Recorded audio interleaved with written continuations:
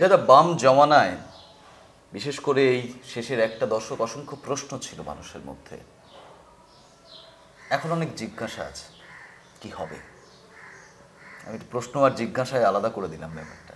এখন অনেক জিজ্ঞাসা আছে কি হবে, সামনের সময়টাকে কিভাবে দেখছেন।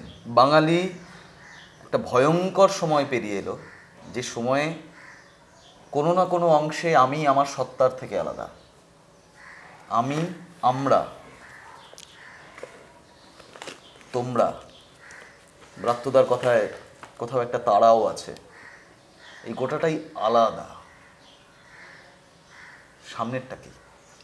দেখুন, একটা কথা আপনাকে বলি। এই যে আপনি আমাকে জিজ্ঞেস করছেন, মানে আমি যে সব প্রশ্নের উত্তর জানি তা তো নয়। আপনি যেমন প্রশ্নের উত্তর খুঁজছেন, আমিও প্রশ্নের উত্তর খুঁজছি। একটা কথা আপনাকে খুব জোর দিয়ে বলছি, আমরা যারা ঠিক প্রত্যক্ষত সাংবাদিক নই, কিন্তু খবরের কাগজে পোস্টেড ইট লিখি, নানা শিল্পের সঙ্গে যুক্ত, এবং আমাদের মতামত আমরা জানাই টেলিভিশনের বিভিন্ন চ্যানেলে, আমাদের কথা শুনে কিন্তু সাধারণ মানুষ চিন্তা করে না। আমাদের মধ্যে একটা ছোট গ্রুপের মধ্যে এই ভাবনা চিন্তা করে। কালকেও একটা কাগজে লেখা হয়েছে, গতকালকের কাগজে একটা কাগজে লেখা হয়েছে মমতা সম্পর্কে ধর্ণা দেবী। ধর্ণা দেবী এই শব্দটা ব্যবহার করা হয়েছে। যিনি লিখেছেন তিনি একটা অভিজ্ঞ পোস্ট এডিট রাইটার, বহু বছর ধরে লিখছেন। কথা হচ্ছে যে একটা কথা আপনি নির্বাচনের আগে নিশ্চয়ই শুনেছেন, বারবার শুনেছেন, যে যে পক্ষকে খারাপ বলা হচ্ছে তারা যতটা খারাপ, যারা আসতে চলছে তারাও ততটা খারাপ। দুপক্ষই তো সমান। এই কথা কি পড়েননি আপনি? খবরের কাগজে পড়েননি? আমি তো পড়েছি, অন্তত 7-8 বার তো পড়েইছি এই কথা, যে যে পক্ষ আসতে চলেছে আর যে পক্ষ যেতে চলেছে দুপক্ষই তো সমান। আমার বক্তব্য হচ্ছে একটাই, একটা দল 7টা টেনিওর কাজ করেছে, 7টা পর্যায়ে শাসন করেছে 34 বছর, আর একটা পক্ষ এক দিনের জন্যও শাসন করার সুযোগ পায়নি। তারা কী করে, তারা যে দুই পক্ষ সমান তা বোঝা যাচ্ছে কি করে? পোস্ট এডিট রাইটাররা বলছেন বলে বোঝা যাচ্ছে। যে 2 নম্বর কথা হচ্ছে, একজন প্যাড পরে বসে আছে, সে ব্যাট করতে নামেনি। আপনি আগেই বলেন ও নামলেই শূন্য করবে, ওকে নামিও না। ও নেমে কী করবে? ও তো শূন্য করবে। তাকে একটা খেলাতে সুযোগ দিলেই হবে না, তাকে সময় দিতে হবে, কয়েকটা খেলায় সুযোগ দিতে হবে।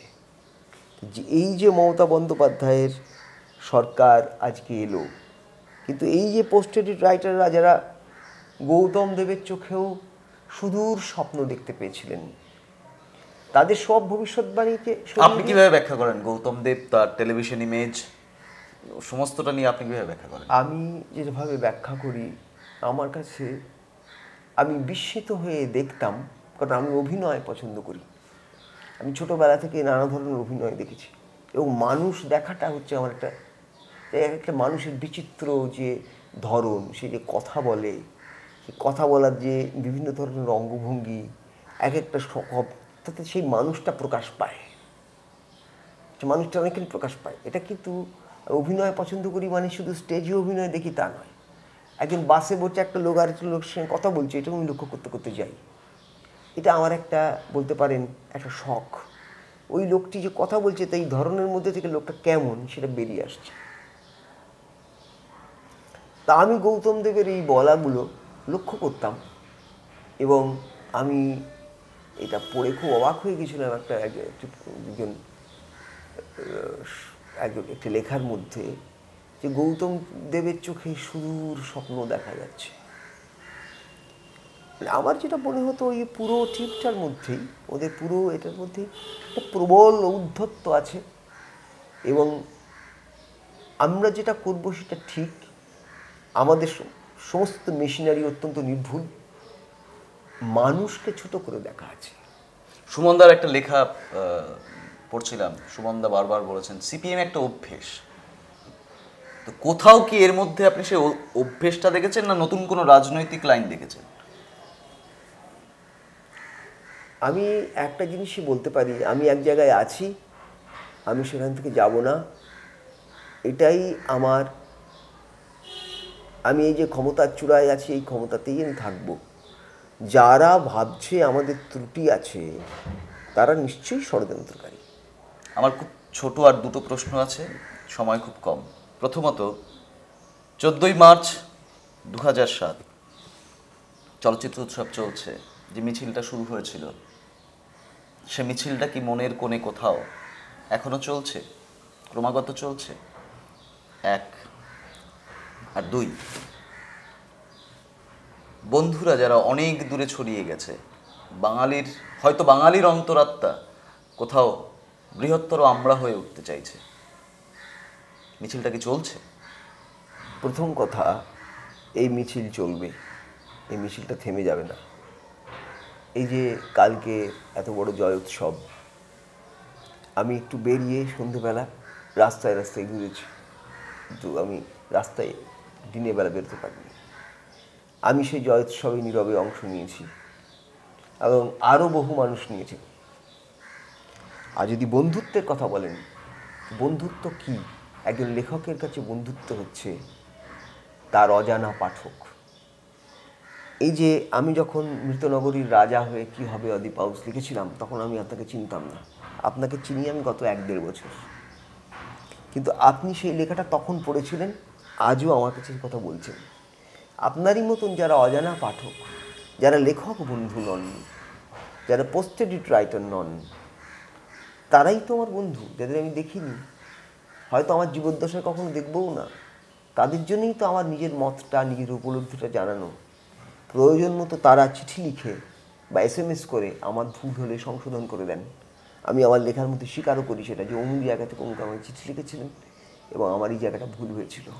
লেফট ফ্রন্টের প্রচারে বেনি মাধব 90-এর দশকের গোড়ায় কাব্যসঙ্গীত একটা নতুন ডাইমেনশন নেওয়ার চেষ্টা করছে। সেই সময় বেনি মাধব এসেছিল, বেনি মাধব কবিতা, বেনি মাধবে প্রভাবিত হলেন অনেকে, আবৃত্তিকাররা মঞ্চে মঞ্চে বেনি মাধব বলছেন। কোথাও সেই বেনি মাধব এবং বেনি মাধবের প্রেমিকা, তার সঙ্গে বাঙালি আইডেন্টিফাই করতে শুরু করছেন। 2011 সালে দেখা গেল বেনি মাধব ফুলু দিদি হলেন এবং একটা মিমিক্রি তৈরি হলো। সেই মিমিক্রি দিয়ে প্রচার করা হলো, কেমন হবে আমিও যদি প্রসূন দত্ত হই। আমি প্রসূন দত্তের বিষয়ে ঢুকছি না। কেমন লেগেছিল?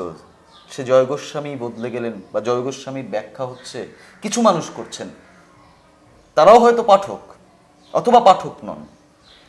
ওই ফুলু দিদি এবং বেনি মাধব, এইটাকে কিভাবে দেখেন, কিভাবে দেখলেন? আমার কাছে এটা, আমার ভেতরে একেবারেই কোনো দাগ কাটেনি। দাগ কাটেনি এই জন্যে যে আমি জানি যে যখনই আমি CPM-এর বিরুদ্ধে বলতে শুরু করলাম, বা আপনি যখনই কোনো, শুধু CPM নয়, মানে CPM তো একটা প্রতিষ্ঠান, একটা বড় প্রতিষ্ঠান, মানুষও প্রতিষ্ঠান হতে পারে। যখনই আপনি খুব প্রতিষ্ঠিত মানুষদের কাজকর্মের বিরুদ্ধে কথা বলবেন, তাদের সঙ্গে যারা থাকে, CPM-এর সঙ্গে যেমন যারা আছে, বড় প্রতিষ্ঠানের সঙ্গে সঙ্গে যারা থাকবে, তারা সঙ্গে সঙ্গে আপনার দিক থেকে মুখ ফিরিয়ে নেবে নিজেদের নিরাপত্তার কারণে। আপনি নিশ্চয়ই হরভজন সিংয়ের একটা গল্প জানেন। তখন কিরণ মোরে হচ্ছেন বোর্ডের প্রধান এবং সৌরভকে, একেবারেই সৌরভ নেই, অপাঙ্ক্তেয়, দলে নেই। জন্মদিনে সৌরভকে শুভেচ্ছা জানিয়ে হরভজন সিং বলেছিলেন, আমি আশা করব দাদার শুভেচ্ছা জানাই এবং আশা করি দাদা আবার খেলার মধ্যে ফিরে আসবে। তার জন্য তাকে শোকজ করা হয়েছিল। এই হলো প্রতিষ্ঠান, যে তুমি, আমরা যাকে বাদ দিয়ে দিয়েছি, বা তুমি যে আমাদের সঙ্গে নেই, তুমি যদি তার পক্ষে কথা বলো তাহলে তুমিও, তোমাকে শোকজ করবো আমি। এই ভয়টা সবার মধ্যে আছে, সবাই নিজের উন্নতি চায়। সুতরাং এতে আমার কিছু এসে যায় না। আমি যখন একটা আমার মনের কথা বলি, আমি জানি লেখকের কাজ হচ্ছে তার মনের কথা বলা। আজ আমি চোখের সামনে দেখেছি যে এই মমতা বন্দ্যোপাধ্যায়, তিনি তার মনের কথা বলেছেন, হাজার হাজার মানুষের মনের কথা তার গলায় মুক্তি পেয়েছে। আমি এইরকম একটা যুগ সন্ধিক্ষণের সাক্ষী থাকতে পেরেছি, এরকম একজন নেত্রীকে চোখের সামনে উঠে দাঁড়াতে দেখেছি এবং এইরকম একটা পরিবর্তনকে আমার চোখের সামনে ঘটতে দেখলাম।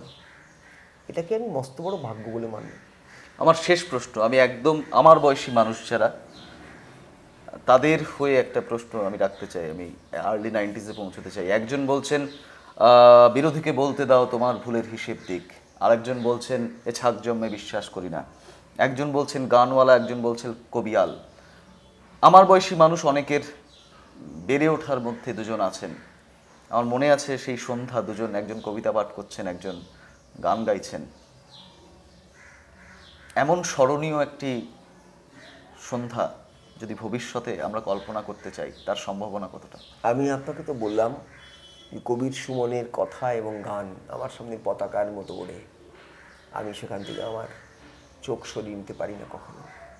তিনি আমার সময়ের শ্রেষ্ঠ সাংস্কৃতিক উত্থান। আমি তাকে সারা জীবন, এই কালকের যে সারাটা দিন গেছে, আমি তাকে বারংবার স্মরণ করেছি আমার মনে মনে। তার কথা আমার বারবার মনে পড়েছে। আমাদের বাঙালির ইতিহাসে তিনি এই পুরো আন্দোলনের পুরোধা হিসেবে থাকবেন। দাদা ধন্যবাদ। পরিবর্তন আসলে ক্রমাগত চলতে থাকা একটা প্রসেস। জয় গোস্বামী সেই প্রসেসের মধ্যে ছিলেন, আছেন এবং থাকবেন। আমরা এই সময়ের কিছু প্রশ্ন, কিছু জিজ্ঞাসা নিয়ে তার মুখোমুখি হয়েছিলাম এবং খুঁজে দেখার চেষ্টা করছিলাম যে 90 দশকের সঙ্গে 2003 বা 2011 বা আমাদের কল্পনায় থাকা 2017 বা 2020টা কেমন হতে পারে। যেমনই হোক, তা বাঙালির জীবনে ভালোই হবে, অন্তত জয়দার আশা তেমনটাই।